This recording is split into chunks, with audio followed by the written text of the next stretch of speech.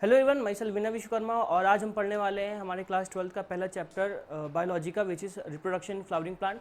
अगर इस चैप्टर की बात करें तो ये बहुत इंपॉर्टेंट है, बोर्ड में बहुत इंपॉर्टेंट वेटेज रखता है। इसके अलावा नीट में भी इससे मैक्सिमम अमाउंट ऑफ क्वेश्चन आते हैं।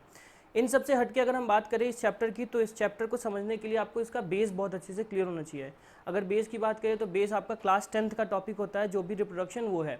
अगर आप इस चैप्टर को अच्छे से समझना चाहते हैं तो आई विल एडवाइस कि आप एक बार 10th क्लास की एनसीईआरटी को रीड करें, पीडीएफ के फॉर्म में ही करें। Do need to buy a book, just PDF में चैप्टर डाउनलोड करें और एक बार जस्ट गो थ्रू बोलें। उसके लिए कुछ रिप्रोडक्शन के बेसिस हम बता देते हैं। इस चैप्टर में जो भी रिप्रोडक्शन पढ़ने वाले वो सेक्सुअल रिप्रोडक्शन है, सेक्सुअल और असेक्सुअल रिप्रोडक्शन। जैसे बात करें रिप्रोडक्शन की, तो रिप्रोडक्शन एक प्रोसेस होती है जिसमें ऑर्गेनिज्म अपने जैसे और ऑर्गेनिज्म प्रोड्यूस करता है। ठीक है, it is a process of producing of its own kind. अपने ही जैसे ऑर्गेनिज्म जब कई बार अगेन एंड अगेन प्रोड्यूस करता है उसको बोलते हैं रिप्रोडक्शन। Word itself explain. जैसे री का मतलब होता है अगेन एंड अगेन, ठीक है, और प्रोडक्शन का मतलब प्रोड्यूस करना। तो जब ऑर्गेनिज्म अपने जैसे बार बार प्रोड्यूस करता है अपने जैसे ऑर्गेनिज्म, तो उसको बोलते हैं रिप्रोडक्शन। अब रिप्रोडक्शन एक बहुत बेसिक लाइफ प्रोसेस का कैरेक्टर है जो जितने भी लिविंग ऑर्गेनिज्म है उन सब में होता है, राइट। अब अगर इस चैप्टर की बात करें तो इसमें हम जो रिप्रोडक्शन अभी पढ़ने वाले हैं वो हम पढ़ेंगे फ्लावर के बेसिस में, और फ्लावर के रिप्रोडक्शन सेक्सुअल रिप्रोडक्शन होता है। अगर रिप्रोडक्शन को बात देखें तो रिप्रोडक्शन दो टाइप के होते हैं, एक होता है asexual reproduction and sexual reproduction. Asexual reproduction में सिंगल ऑर्गेनिज्म इनफ होता है to reproduce, but sexual reproduction की बात करें तो यहाँ पे दो ऑर्गेनिज्म होने चाहिए, one should be male and one should be female. वैसे ही अगर हम फ्लावर की बात करें तो यहाँ पे भी दो ऑर्गेनिज्म होंगे, आई मीन एक ऑर्गेनिज्म के दोनों पार्ट्स होंगे। स्टेमन which will be a male part and pistol जो कि हमारा फीमेल पार्ट होगा। खैर, अपार्ट फ्रॉम दिस अभी पहले एक बार देख लेते हैं कि फर्टिलाइजेशन की डेफिनेशन क्या होती है। तो नथिंग, जस्ट आप कह सकते हो कि fusion of male and female gamete and form a zygote. ठीक है, इस पूरी प्रोसेस को हम कह सकते हैं फर्टिलाइजेशन। इस चैप्टर में भी हम यही पढ़ने वाले हैं कि कैसे एग्जैक्टली फर्टिलाइजेशन होता है, कैसे जाइगोट फॉर्म होता है, कैसे जाइगोट से न्यू प्लांट फॉर्म होता है। ठीक है, इन सबको पढ़ने के पहले हमें पता होना चाहिए कि एग्जैक्टली ये जो मेल ऑर्गन है, फीमेल ऑर्गन है, या फॉर्मेशन ऑफ जो ये गैमेट्स हैं, गैमेट क्या होता है जो रिप्रोडक्शन एक्टिविटी में पार्टिसिपेट करते हैं, ये एग्जैक्टली फॉर्म कैसे होते हैं और फॉर्म होने के बाद हमें मैच्योरेशन कैसे मिलता है। ठीक है, एक स्टेज पढ़ेंगे फ्रॉम जीरो टू मैच्योरेशन, और मैच्योर होने के बाद देखो यहाँ पे क्या होगा, पहले तो हम पढ़ेंगे मेल गैमेट, ठीक है, फिर पढ़ेंगे फीमेल गैमेट, इनका मैच्योरेशन देखेंगे कि कहाँ तक ये मैच्योर होते हैं। तो ये हमारे प्री फर्टिलाइजेशन का टॉपिक होगा, मतलब गैमेट्स के मैच्योर होने को टॉपिक को हम प्री फर्टिलाइजेशन पढ़ेंगे, देन फर्टिलाइजेशन पढ़ेंगे। जब दोनों गैमेट मैच्योर हो जाएंगे तो आपस में फ्यूज़ करेंगे, जाइगोट बनाएंगे, एक नया टाइप का ऑर्गेनिज्म बनेगा। तो ये हमारा फर्टिलाइजेशन। देन इसके बाद का होगा नए ऑर्गेनिज्म बनने की प्रोसेस को पोस्ट फर्टिलाइजेशन पढ़ेंगे। देन पोस्ट फर्टिलाइजेशन के बाद के और भी टॉपिक होंगे। इन सबसे रिलेटेड आज हम सिर्फ और सिर्फ कवर करने वाले हैं प्री फर्टिलाइजेशन का एक बहुत छोटा सा topic which is male part, which is anther और फिलामेंट, और इसके बेसिस में बात करेंगे तो मेल पार्ट होगा, स्टैमेन होगा, एंड्रोशियम होगा। चलिए इसको पहले हम देख लेते हैं एक बार। प्री फर्टिलाइजेशन इवेंट्स क्या होते हैं। सबसे पहला event, several hormones and structure changes result, मतलब प्लांट के अंदर अगर रिप्रोडक्शन एक्टिविटी होनी है तो क्या होगा कि सबसे पहले कई सारे हार्मोन सिक्रीट होंगे, बिना हार्मोन के कोई भी प्रोसेस नहीं हो सकती, तो कुछ हार्मोनल सिक्रीट होंगे प्लांट में भी, और कुछ स्ट्रक्चरल चेंज होंगे। ठीक है, स्ट्रक्चरल चेंज कैसे होंगे, मतलब ऐसे स्ट्रक्चर बनेंगे जो लेड करेंगे आपका गैमेट फॉर्मेशन की तरफ, whether it is a female gamete और मेल गैमेट, दोनों के लिए स्ट्रक्चरल चेंज होना बहुत ज़रूरी है। टाइम के साथ साथ वो अपने जैसे मैच्योरेशन, जैसे ह्यूमन बॉडी की बात करें तो ह्यूमन बॉडी में हम क्या कहते हैं, एक प्यूबर्टी एज होती है 13, 11, 12, 15 की एज में, है ना, मेल फीमेल की अलग अलग होती है, इसमें मैच्योरेशन होती है और वो गैमेट या फर्टिलाइजेशन रिप्रोडक्शन एक्टिविटीज़ के लिए प्रिपेयर हो जाते हैं। वैसे ही फ्लावर के अंदर भी हार्मोनल स्ट्रक्चर चेंज होंगे जिसके बाद ही वो प्रिपेयर हो पाएंगे ताकि गैमेट बने in the development of a flower. Next देखें, inflorescence bears the flower buds and then the flowers, मतलब इनफ्लोरेसेंस में मतलब क्या होता है, एक पूरी रिप्रोडक्टिव प्रोसेस होती है, एक ग्रुप में एक्टिविटी होती है जिसके अंदर कई सारे फ्लावर होते हैं, वो आपस में डिफरेंट प्रोसेस करते हैं, इसमें फ्लावर बर्ड्स होती हैं एंड देन फ्लावर्स होते हैं। Then flower are the reproductive part of the plant, जो प्लांट होता है। ठीक है, प्लांट की बात करें तो हम देखेंगे इसमें एक आपके होते हैं एंजियोस्पर्म, एक होते हैं आपके जिम्नोस्पर्म। हम जो भी बात करने वाले हैं फिलहाल ये हम प्लांट के बारे में बात कर रहे हैं एंजियोस्पर्म की। अगर एंजियोस्पर्म की बात करें तो ऐसे फ्लावर होते हैं या ऐसे प्लांट होते हैं जो कि फ्लावर बियरिंग प्लांट होते हैं। तो रिप्रोडक्शन की जो एक्टिविटी होती है एक प्लांट के अंदर वो कौन करता है, फ्लावर करता है, right. In the flowers the androecium, androecium क्या होता है आपका male part, this is very important. Male और फीमेल पार्ट को हम अलग अलग नाम देखेंगे, कहीं हम स्टैमेन देखेंगे, कहीं पिस्टल देखेंगे, एंड्रोशियम, कहीं gynoecium, these are just several names, but बात हम एक ही चीज़ से कर रहे हैं। बोर्ड्स में भी ऐसे कॉम्प्लेक्स क्वेश्चन आ सकते हैं कि define what you parts of androecium, तो आपको ये कंफ्यूज नहीं होना है कि यार एंड्रोशियम क्या हो गया, आपको क्लियर होना चाहिए क्या मेल है क्या फीमेल है, इसकी कॉमन नेम, एनसीईआरटी नेम और कुछ ऐसे नेम जो आपके कुछ रिफ्रेशर में मिल जाते हैं जिससे क्वेश्चन आ सकते हैं।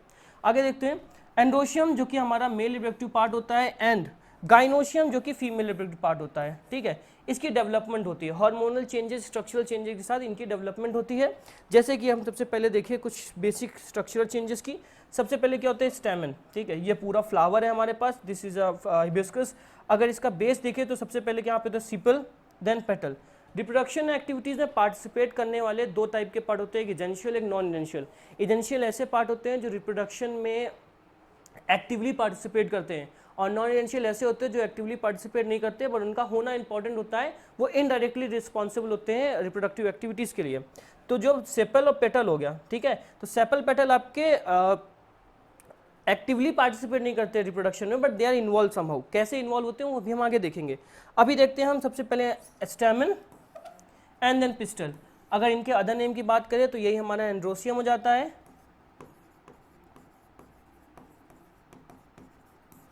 और ये हमारा गाइनोशियम हो जाता है,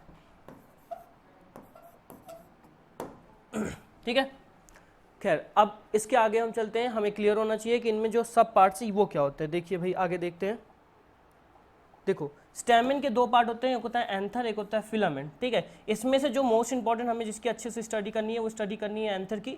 फिलामेंट ये पार्ट है जो कि फ्लावर को सपोर्ट प्रोवाइड कर रहा है, ठीक है। फ्लावर में भी एंथर को सपोर्ट प्रोवाइड करता है ताकि एंथर अपवर्ड मूव रहे। क्यों? क्योंकि अभी पॉलिनेशन की जब प्रोसेस होगी तो एंथर का अपवर्ड मूव होना बहुत जरूरी है, तभी पॉलन ग्रेन ट्रांसफर हो पाएगा। फीमेल पार्ट की बात करें तो यहाँ पे pistil also known as gynoecium, इसमें होता है आपका stigma, then style, then ovary. ये सीक्वेंस आपको याद रखना है, this sequence is very important.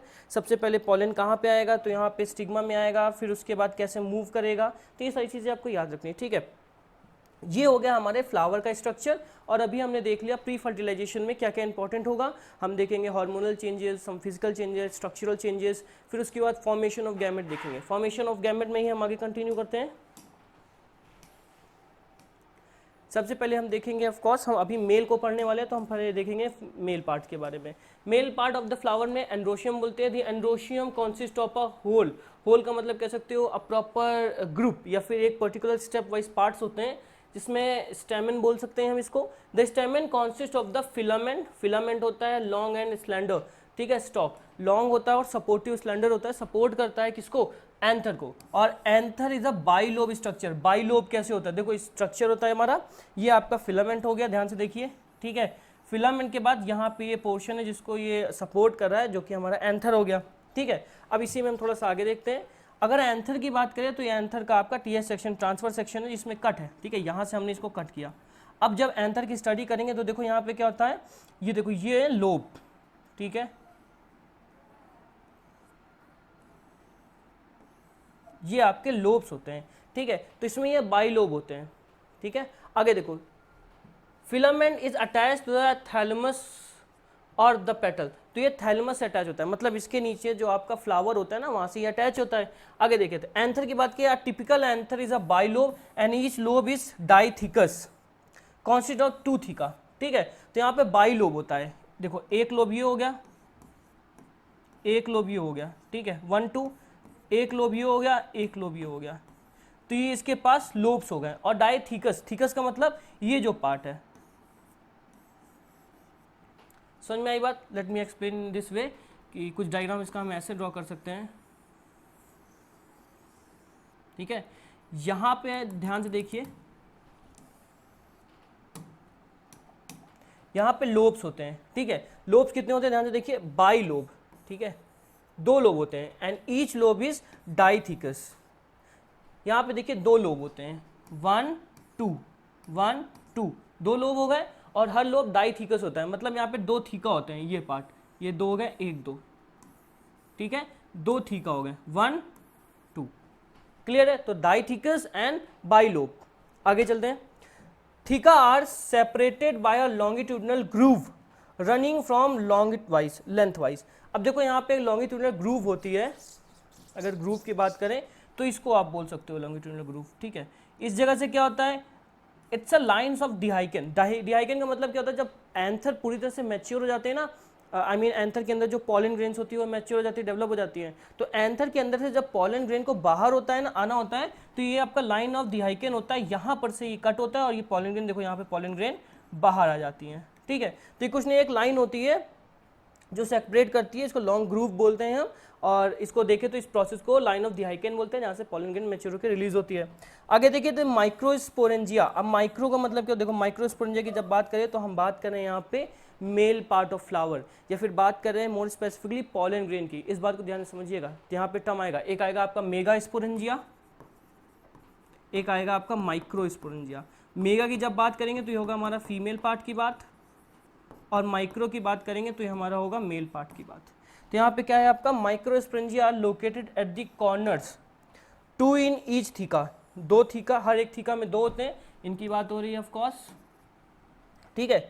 They further develop to form a pollen sac which contain pollen grains, और इसी के अंदर क्या होते हैं, हमारे पॉलन ग्रेन डेवलप होते हैं, ठीक है। पॉलन सैक का मतलब it is a bag like structure, यहाँ पे जो पॉलन सैक होता है ना, it is a bag like structure, जिस बैग लाइक स्ट्रक्चर के अंदर पॉलन ग्रेन डेवलप हो रहे हैं। मतलब यहाँ पे ये पॉलन सैक बन गया, देखो यहाँ पे लिखा भी हुआ है पॉलन सैक, इसी के अंदर हमारे पॉलन ग्रेन डेवलप हो रहे हैं। जब पॉलन ग्रेन डेवलप होकर के मैच्योर हो जाएंगे तो एक लाइन ऑफ डिहाइकन होगी, इस लाइन ऑफ डिहाइकन से वो बाहर की तरफ रिलीज हो जाएंगे। नेक्स्ट बात करते हैं हम, नेक्स्ट स्लाइड की तरफ चलते हैं। ये डायग्राम क्लियर हो गया है, it is also mention in NCERT, please go through the diagram through your NCERT. Next बात करते हैं structure of microsporangia, right. Micro word आपको क्लियर हो गया ना, जब माइक्रो की बात करेंगे तो हम मेल पार्ट की बात करें, दिस इज वेरी इंपॉर्टेंट। पहले देखते हैं the microsporangium is surrounded by 4 wall layer, ठीक है। स्ट्रक्चर की बात करेंगे हम तो उसमें हम देखेंगे कि 4 वॉल लेयर से सराउंडेड होते हैं, कुछ ऐसा इसका डायग्राम बनेगा।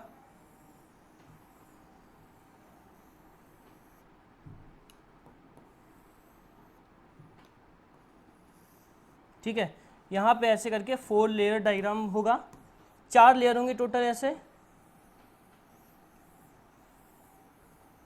ठीक है। देन यहाँ पे भी ऐसे करके अभी हम इस डायग्राम को आगे स्टडी करेंगे, फिलहाल आगे रीड करते हैं तो उसके बाद चलते हैं। 4 लेयर होंगे, हर एक के नाम होंगे। सबसे पहले लेयर को हम एपिडर्मिस बोलेंगे, the outer layer will be epidermis. Then next layer हमारे पास इंडोथीसियम, ठीक है। Then middle layer and tapetum, ऐसे करके 4 लेयर होंगे। आपको ये चारों लेयर के नाम याद रखने बहुत इंपॉर्टेंट है, सीधा बोर्ड में क्वेश्चन आएगा, लेबल करने के लिए भी आ सकता है, इनके फंक्शन भी पूछ सकता है। The outer layer, the outer 3 layer are protective, ठीक है। तो ऊपर की जो आगे की स्टार्टिंग 3 लेयर्स होती है वो प्रोटेक्टिव होती हैं। आउटर 3 लेयर की बात करें तो सबसे पहले तो ये एपिडर्मिस, इंडोथीसियम, मिडिल लेयर, ये तीनों लेयर का फंक्शन होता है प्रोटेक्शन प्रोवाइड करना and help in dehiscence of the anther. Dehiscence का भी हमने बताया कि जब एंथर्स के अंदर पॉलन ग्रेन मैच्योर हो जाती है तो लेयर कट होती है, एक लाइन बनती है ग्रूव टाइप की, जिसके अंदर से पॉलन ग्रेन रिलीज होते हैं to release of the pollen grain, और ताकि इसमें से क्या हो सके, पॉलन ग्रेन रिलीज हो सके। डी टैपेटम, ठीक है, जो लास्ट लेयर है हमारे पास, provide nourishment to the developing pollen, जो पॉलन डेवलप हो रही है उसको नरिशमेंट प्रोवाइड करना, न्यूट्रिएंट प्रोवाइड करना ताकि वो डेवलप हो सके अच्छे से। नेक्स्ट देखते हैं, in the young anther the sporogenesis tissue form the central of the each microsporangium. Sporogenic tissue की बात करें तो कहाँ पे होता है, let's go to the diagram, आपको हम बताते हैं डायग्राम के थ्रू। ये डायग्राम आपका होने वाला है, ठीक है। डायग्राम में हम देख लेते हैं कई चीज़ों को। देखो भाई, सबसे पहले तो ट्रांसफर सेक्शन, ट्रांसफर सेक्शन का मतलब कैसे, ये देखिए आपका एंथर हुआ पूरा, ठीक है, बाइलोब है, डाइथिकस है, यहाँ पर से ये कट किया हमने इसको, फिर यहाँ से ट्रांसफर सेक्शन को हम स्टडी कर रहे हैं ऊपर वाले पार्ट से, ठीक है। तो ये बहुत बेस डायग्राम है, इस पर देखिए यहाँ पे सबसे पहले हम एक तो ये, अच्छा यहाँ पहले मेंशन थी नॉट कनेक्टिव का मतलब होता है, देखो ये लाइन जो एंथर की फिलामेंट कनेक्ट हो रही है, ये यहाँ पर से इसको न्यूट्रिशन सब ट्रांसफर होते रहते हैं, ठीक है। यहाँ पर से लेयर्स की बात करते हैं, सबसे पहले एपिडर्मिस, ये पहली लेयर हो गई। देन इंडोथिकस यहाँ पे हो गई। स्पोरोजीनस टिश्यू इसके अंदर होते हैं जो बाद में आपके पॉलन ग्रेन बनाने में हेल्प करते हैं।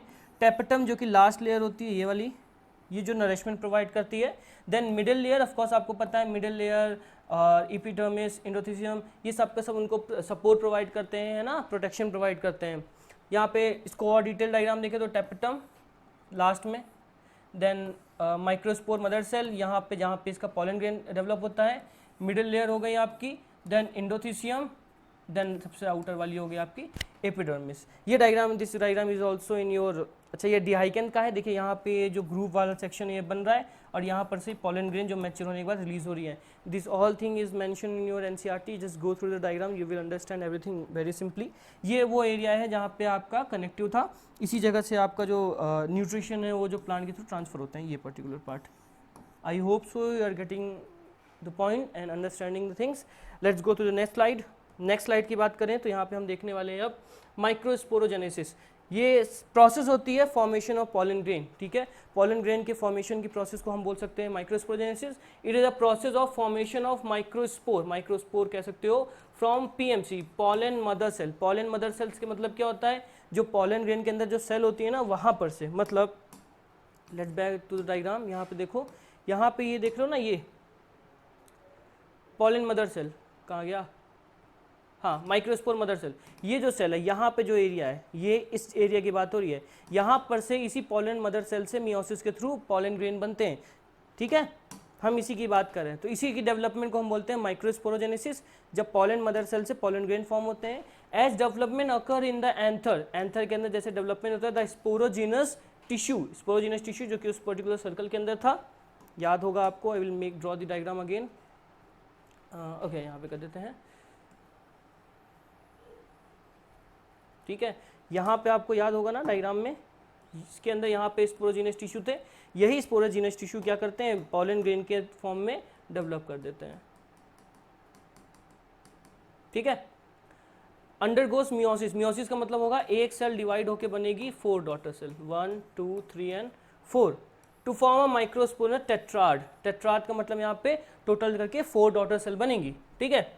Each cell sporogenous tissue has capability to give rise to a tetrad cell, और इसमें से जो भी हर एक मदर सेल है वो टेट्राड सेल को फॉर्म करने की कैपेबिलिटी रखेगी। Hence each cell is a potential for pollen और pollen mother cell, मतलब हर एक सेल के अंदर कैपेबिलिटी है कि वो pollen बन सके, pollen grain बन सके और pollen mother cell भी बन सके। As the anther matures, the microsporogenesis get detached from each other and develop into a pollen grain, और फिर उसके बाद ये अपने आप से भी अलग हो जाते हैं और डिवाइड होकर pollen grain बन जाते हैं।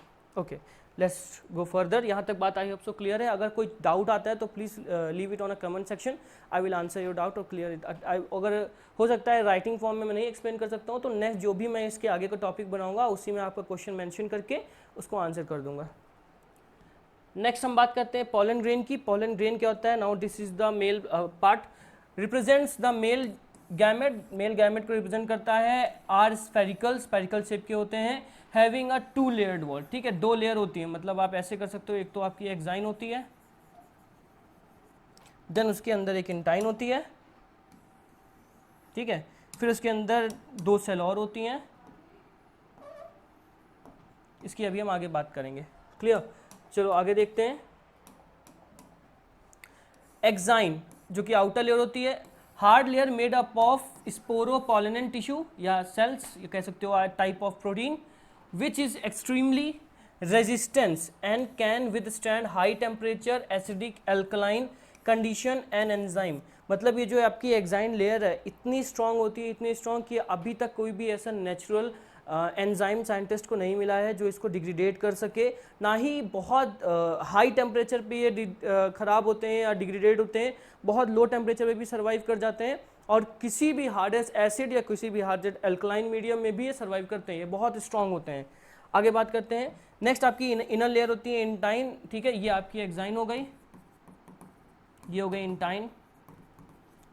एक्साइन और इंटाइन की बात करें, the thinner layer continued layer made up of cellulose and pectin. This is very important, आपसे क्वेश्चन जरूर पूछा जाएगा बोर्ड्स में कि what is the composition of inner layer of a pollen grain, तो आपको बताना होगा कि वो सेलुलोज और पेक्टिन से बनी हुई है। अब mature pollen grain contain 2 cell, जो मैच्योर एक पॉलन ग्रेन अब मैच्योर हो रही है ना, हम क्या देखो हमने क्या कहा था, पहले हम पढ़ेंगे प्री फर्टिलाइजेशन।